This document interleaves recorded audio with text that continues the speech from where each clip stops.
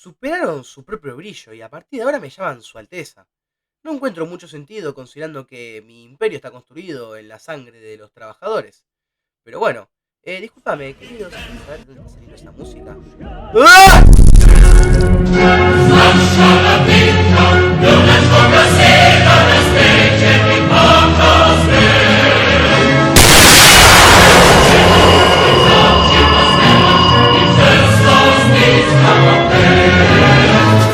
Muy buenas, gente de YouTube, aquí su radio Funker y anarquista de confianza.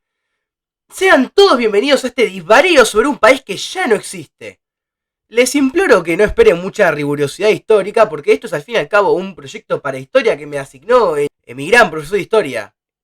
Un tipazo. Para colmo, para este proyecto se me fue asignado a la magnífica Atípico Squad. Eh, Miembros cuya existencia conocerán más adelante ustedes. Yo, junto a esta gente a la que me digno llamar amigos, presentaremos el día de hoy una historia sobre Yugoslavia. No vamos a hablar mucho de su conformación, simplemente de por qué es una cuestión un tanto anómala en la historia, es un hecho muy particular, al igual que el país entero. Pero de lo que sí vamos a hablar mucho es sobre cómo existió Yugoslavia como país dentro del marco histórico de la Guerra Fría. Yugoslavia fue un país que en líneas generales no tuvo mucha acción bélica, eh, al menos al principio de su historia, ¿no? Creo que la mayoría acá somos conscientes del catastrófico hecho que fue su disolución. Aunque bueno, un tanto forzada, si me preguntan, hubo una intervención importante de la OTAN en qué pasó ahí. Pero bueno, como les decía, es un país que a pesar de estar tan militarizado, no tuvo ningún conflicto importante, no tuvo una guerra así como las que tuvieron otras potencias dentro del mundo. Y fue un país muy bello en cultura. Como no podían meterse con la cultura de Estados Unidos, que no la considera una cultura, ¿no? Es una picadora de carne que homogeniza todo lo que toca en función de un sistema autodestructivo. Y tampoco podían meterse con la cultura soviética, hicieron la suya, como quien dice. Y metieron cosas mexicanas, metieron cosas propias. La música yugoslava es hermosa, gente, por favor, métanse, escuchen post-punk yugoslavo, escuchen, escuchen a Rocky Bulovic, no sé, hagan cosas de bien, gente. Yugoslavia fue un país muy plurinacional. Yéndonos un poco de lo que es historia de principios del siglo XX, al finalizar la Primera Guerra Mundial se forma el Reino de Yugoslavia, que fue un conjunto de muchos pueblos que llevaban centenares de años peleándose. Metían serbios, croatas, eslovenos y otros pueblos que por tendencias étnicas y culturales se peleaban. Es como un poco lo que hizo Napoleón con Polonia en su momento, que ató ahí un principado, metió. Se siente como si spawnearas a todos los bichos de distintas razas en el Workbox. Se van a matar.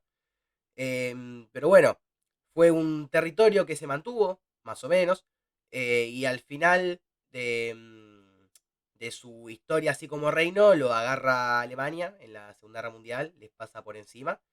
Y, y.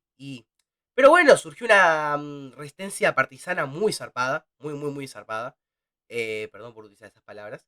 Pero surge la figura del Mariscal Tito, que fue un gran hombre, depende a quién le pregunte, ¿no? Un dictador al fin y al cabo, pero un tipo que supo unir, aunque sea con alambre, a croatas y serbios, que es como algo inadmisible hoy en día. Em, y bueno, durante la Segunda Guerra Mundial tenés el tema de la Ustacha. Dios mío, qué desastre. Imagínate que Hitler te manda una carta diciendo, chicos, por favor paren, no está bueno lo que están haciendo. Hitler, fucking Hitler. Bueno, eh, ¿qué se le va a hacer? Yugoslavia, querida. Un país con buena gente y buen básquet. Como dije en el anterior diálogo, no fue un país que dentro de lo que fue la Guerra Fría tuviera una historia bélica muy importante. Hubieron tiroteos aislados y capaz que algún encontronazo con la Unión Soviética, pero jamás una guerra como las que hubieron, tipo la guerra de Vietnam o la guerra de Corea. No hubo un ataque directo de Yugoslavia hacia ningún lado. De hecho, fue un país que se dedicó a desarrollar un complejo militar importante y una armada muy fuerte, unida por un sentimiento nacional muy zarpado, creado por distintas ramas del Estado que se encargaron de crear este sentimiento nacional yugoslavo, que era un país que nació súper fragmentado, como dije, plurinacional a muerte, con gente que hablaba otros idiomas, eh, y nada, y aún así, a través de la escuela, de la educación pública, del deporte, de la música, de, de ese enemigo común que había en el resto del mundo entre los otros dos bloques, porque les recuerdo que era una tercera vía, eh, se logró mantener hasta donde yo tengo entendido y la gente que conozco que formó parte de ese sentimiento nacional, se comenta que era algo bastante poderoso, capaz de unir culturas muy distintas. Y bueno, ya después de ahí nos vamos al 91 en el que Yugoslavia estalla en mil pedazos. No voy a indagar en eso, la presentación es sobre la Guerra Fría, así que investiguen ustedes. Considerando que venimos de la depresión, de lo que fue la caída de Yugoslavia, que acabo de hablar un poquito, que no debería, porque estamos hablando de Guerra Fría y se sale del marco de la Guerra Fría, pero bueno. Vamos a irnos un par de datos técnicos, así para complementar un poco la presentación, que creo que no los incluimos con los chicos. Sorry, profe. Más o menos tenía unos 250.000 kilómetros cuadrados de superficie y una población que superó los 23 millones de habitantes, que viendo el tamaño de su armada era un país muy militarizado. En proporción a su población, abarcaba desde los Alpes hasta el mar Adriático, más o menos, y tenía una diversidad de biomas y de relieves increíble, ¿no? Igual que Argentina, no igual que Argentina, ¿no? Pero digo, son dos países que son muy variados en tanto cultura, naciones y territorio. Un paralelismo interesante. Tenía montañas, llanuras, bosques, cientos de kilómetros de litoral. Como decía, su diversidad geográfica es solo superada por su diversidad cultural, ¿no? Es un reflejo. En sus ciudades habían iglesias ortodoxas por los serbios, catedrales católicas y mezquitas. Se hablaban un montón de idiomas, dialectos, consistían tradiciones heredadas de imperios como, no sé, el otomano, el austrohúngaro, el bizantino. Se practicaban todos los deportes que uno se puede imaginar. Fue un país que presentó un crecimiento industrial muy acelerado, eh, en mi opinión, producto de su sistema económico y una amplia expansión educativa, que como dije, si bien fue utilizada por el Estado para crear este sentimiento nacional, también, bueno, al fin y al cabo es bueno educar a la población, ¿no? Tenía un pasaporte muy bien valorado, a pesar de estar en conflicto con medio mundo, y la otra mitad también, así que sus pobladores podían viajar bastante cómodos por toda Europa occidental y algunos países del este. Y la economía tenía cuestiones muy socialistas, que a mí el socialismo no me cabe mucho porque es un capitalismo de Estado, o sea, de pasar del dueño de los medios de producción es el capitalista, pasa a ser el Estado. Pero Yugoslavia se acercó bastante a un cierto margen comunista porque planteaba cuestiones de que había una autogestión entre los trabajadores, un modelo muy único dentro del mundo, no tuvo muchas réplicas a la misma escala que fue el proyecto yugoslavo. Eh, Sin embargo, tampoco son todos flores y colores, ¿no? Había una inestabilidad en estas diferencias de naciones. Estaban medio que atados con alambre, como dije antes. Tenía una política que integraba muchas repúblicas en una federación y algunas regiones eran muy industrializadas y prósperas y las otras eran como de lo que se sacaba la sangre para mantener las otras.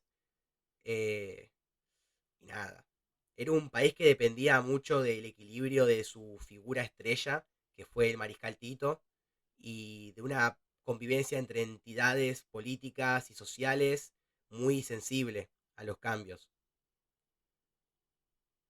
Tras la muerte de Tito, las tensiones se alzaron y bueno, pasó lo que pasó.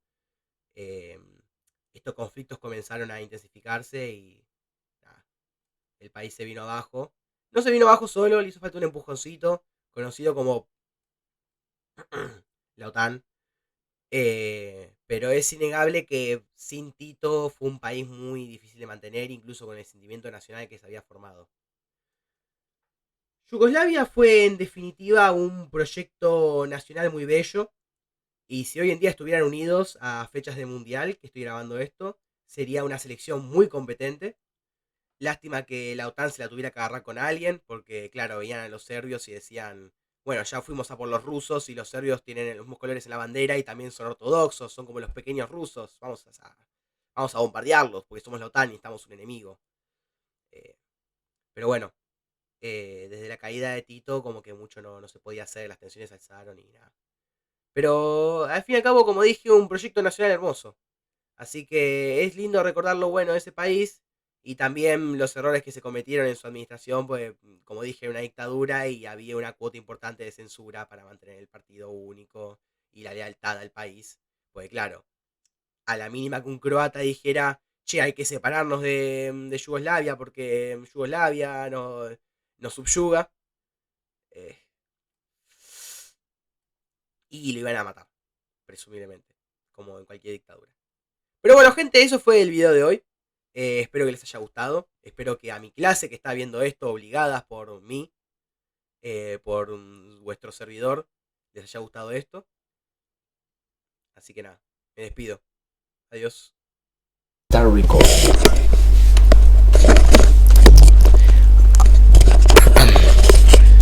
And now the end is near, and so I face the final curtain.